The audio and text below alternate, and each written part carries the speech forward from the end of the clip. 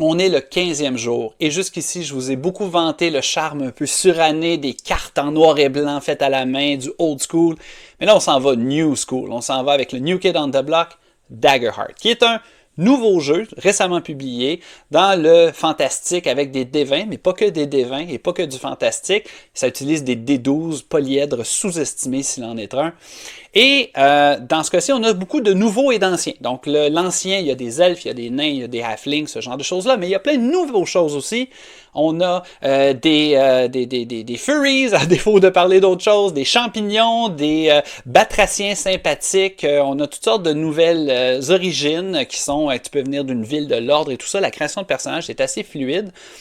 C'est toujours un système de classe, sauf que dans ce cas-ci, on a un système qui nous cadre pour répartir et pas se piler sur les pieds en tant que personnage. Parce qu'il y a des domaines comme la valeur, la bravoure, ce genre de choses-là qui sont répartis autour. Et normalement, on choisit des domaines qui sont complémentaires entre les divers personnages joueurs. Et comment on s'assure de cette complémentarité-là?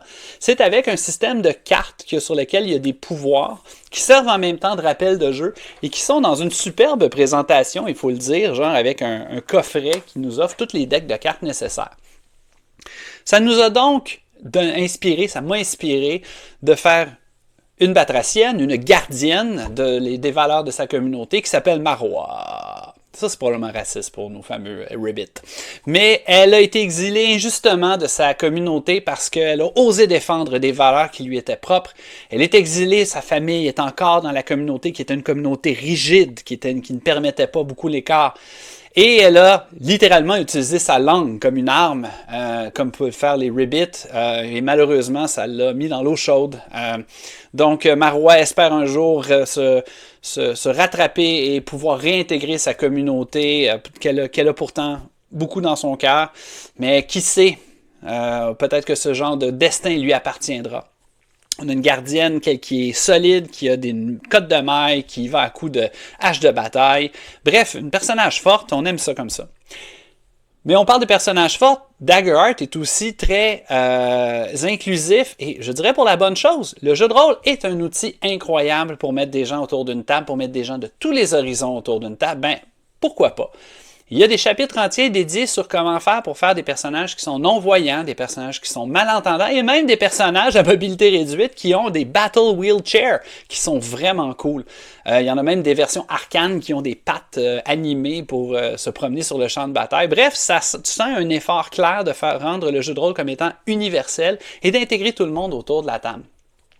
Ça a bien sûr, si vous posez la question, un espace pour les pronoms sur la fiche de personnage, c'est sûr et certain. Et les univers sont très diversifiés, les univers de campagne.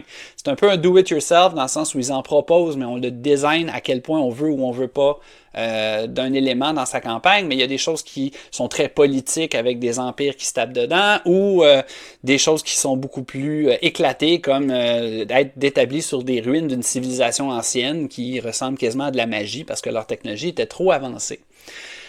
Là où 13th Age et compagnie étaient des vieux loups de mer qui avaient les cicatrices, qui disaient on a vu neiger, on va faire ça comme ça, mais ça s'est toujours fait de même, le jeu de rôle un peu, ben là, Daggerheart définitivement brise le moule puis offre des nouvelles façons de faire, comme par exemple la structure de tour, d'action est complètement éclatée. C'est le tour des joueurs jusqu'à temps qu'il y ait tout à coup un résultat qui est roulé, qui donne le tour au maître de jeu, à moins qu'il n'intervienne avec ses points de fear pour pouvoir envoyer des embrouilles aux joueurs et faire jouer plusieurs fois d'affilée son gros monstre, en fait son leader qui veut mettre la terreur chez les joueurs et qui utilise ses pouvoirs. Bref, c'est extrêmement fluide, c'est vu plus comme une conversation que comme un ordre d'initiative strict. Je sais pas comment ça joue autour de la table, mais je serais intrigué.